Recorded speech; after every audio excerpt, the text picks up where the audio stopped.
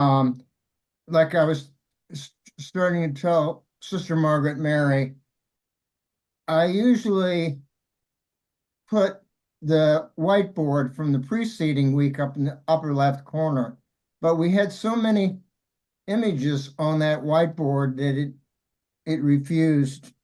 So what I'll do is just I'll look at what it we did and just speak to it.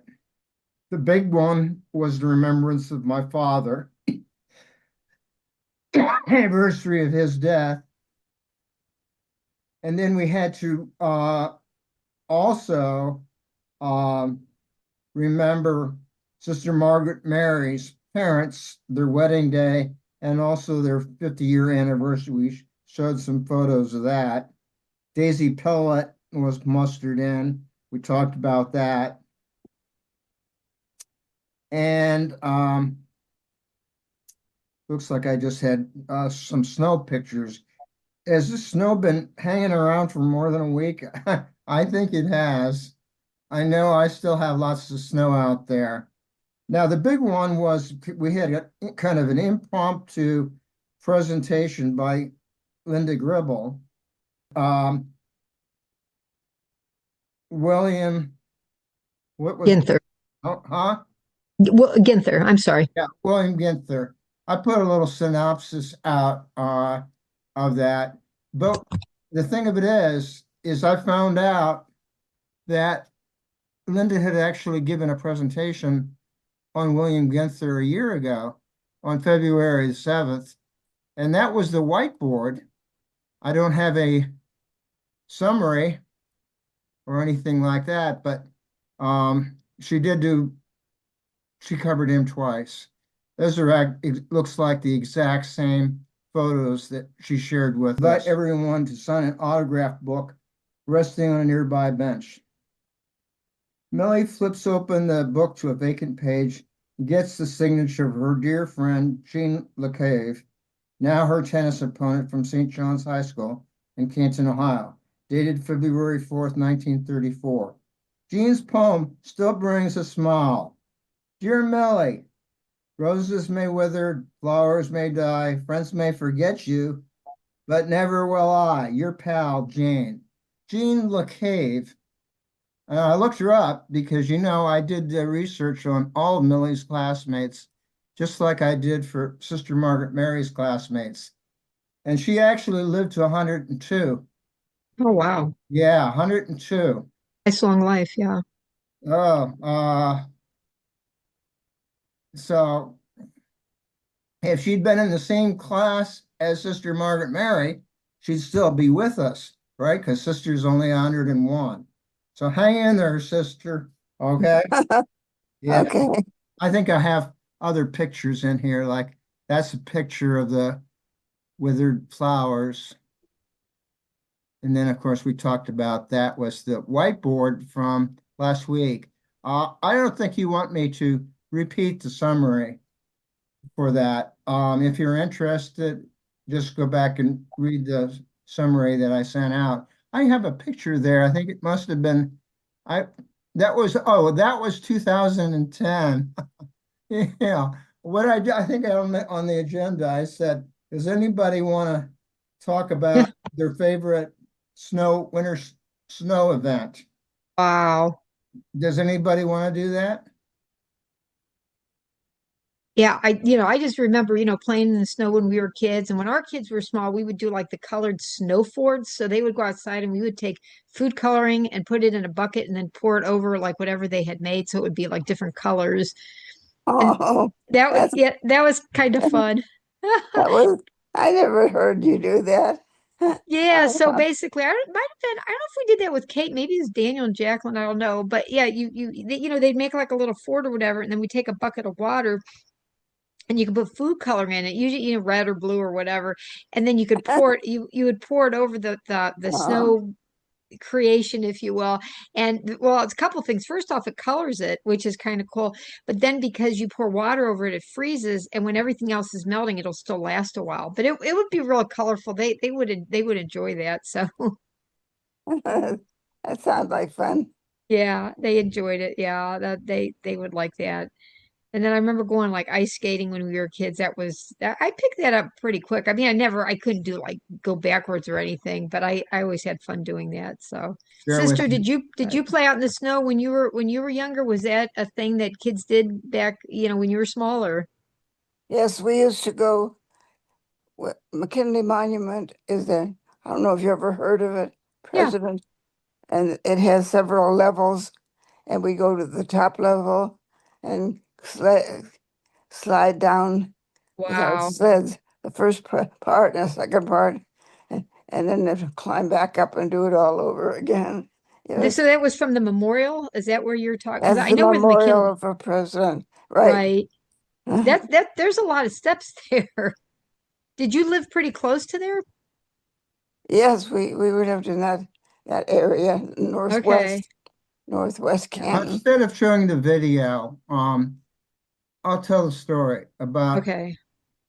February 6th, February 5th, 2010, February 6th. So this is the actual date. That's today. 2010. Yeah, today's February 6th, right? Yeah, how about All that? right, so 2010, 16 years ago.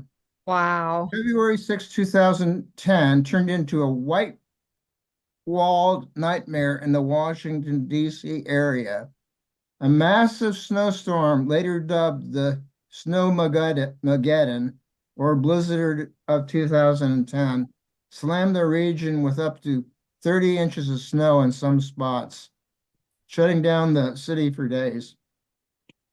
The morning, the sky opened up with relentless snowfall, turning the streets into drifts that swallowed cars and sidewalks.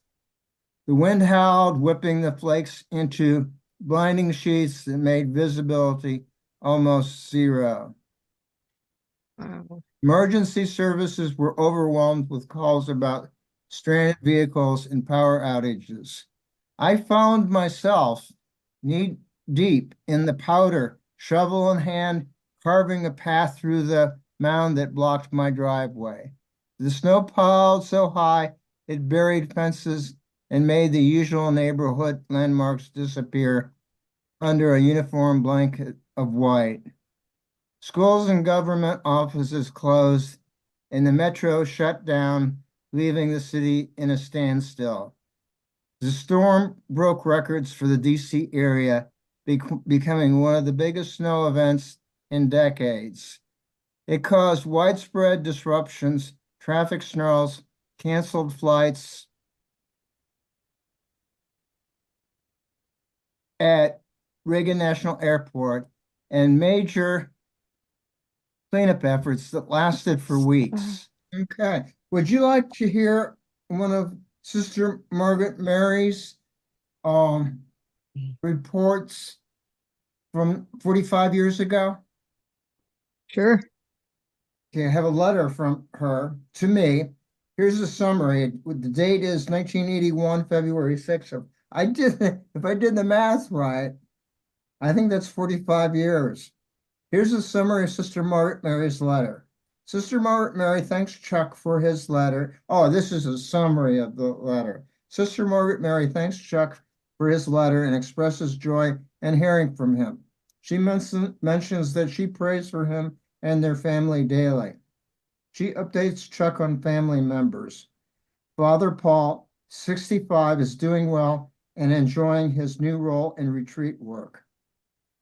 Clem, 72, is enjoying retirement but stays busy with household chores and church activities. Thelma, 69, is active in church organizations, visiting the sick with the Legion of Mary. Bob Siegfried's 43, health is unchanged. He lives in a hotel and relies on Clem for care. Sister Margaret Mary, 56, shares about her own life. Yes, I still work full-time here at St. Elizabeth Hospital Pharmacy. I am one of 13 staff pharmacists. We have an 11-week rotation. 2 are steady, 12 midnight to 8 a.m. through all our different services. We have intravenous admixtures I love my work and enjoy it very much. I've been well, except for a recent heavy chest cold, which is better. Sister, does that bring back any memories for you? So, oh, certainly it does. I didn't know where that came from. I don't know Okay. who That's would know who would know all that. I don't know. yeah. Well, that was a letter that you wrote to me back in 1981. I just Oh, I you see. might be like to relive that. And then, of course, Bob Siegfried, a couple years later, his hotel caught on fire. Oh, Remember that? No, no, I didn't. I don't remember. November 7th, because you talked about Bob Siegfried and the care that Clem was providing for him. He was living in a hotel. I think his life changed after the fire. November 7th, 1983, a fire occurred in the 103-year-old Conrad Hotel in downtown Maslin. The fire was ruled arson and oh, was eventually, well, and a suspect was eventually convicted. Okay, well, that only because you mentioned Bob Siegfried and the fact that he was staying at a hotel. He stayed at that hotel for just a couple years after you wrote that letter. And then, I did not remember that he lived in a hotel. I know after the Massillon State Hospital was closed and all the patients were um, housed in different facilities, but one was the Red Cross and one was the YMCA. He was housed in different places for a long time until he was very ill. He had to be in the hospital, and that's where he passed away. yeah. too bad. Okay, well, I don't want to dwell on bad things. I'm sticking around here in the house because tomorrow, I think, because of the cold. It's not, if it goes down to 15 degrees and that's not too bad, but if it's also windy, I think they said the wind chill was going to go down to -10. Yeah, And we heard -20 for here. oh Sisters, wow. yeah, it could be pretty cold here. I think we're gonna hunker down for Yeah, hunker down. till Okay. church anyway. Since sister's probably gonna hunker down, I'm not sure what Cindy's gonna do, but Right. I Sister, recommend everybody hunker down. yeah, it's probably a good idea. Sister, do you have a wind chill warning in effect or a winter advisory or I didn't see it. Yeah. Of course, I haven't watched the news. I guess I should mention that Lizzie's dog died also. Liddy. oh, sorry to hear Yeah, that. yeah, Oh, was it this past week or yeah, just last night actually. Yeah, yeah, I think like early in the morning, like around 2 in the yeah. morning or something. And basically, what Buckeye Chuck was trying to say, it's not going to be that bad. Yeah, I'm not, that sounds a little familiar. We always go by, was it Punxsutawney Phil, which is that in eastern Pennsylvania? I think that might be closer to you than Yeah, to us. well, Yeah. it's in Pennsylvania. It's in the hinterland, you know. I think it's probably not too far from Altoona, where my daughter's Oh, right now. It's in the middle of Pennsylvania. It's I think I might have. I think when I went to the eclipse, okay. stop, Oh, okay. I think I drove right through that Yeah, I Buxatown. think it seems like we've driven through there too, but that just seems kind of like a vague memory. But Well, it's hard. You're not supposed to. I think I got off the main road, and, okay. and I said, "Well, that's kind of interesting." Buxatawney is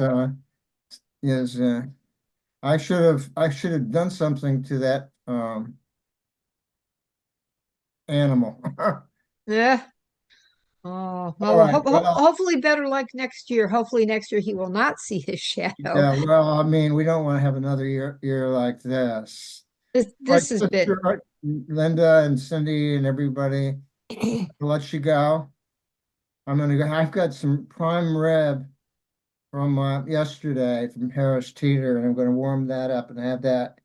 I was at the gym and I just got back in time for the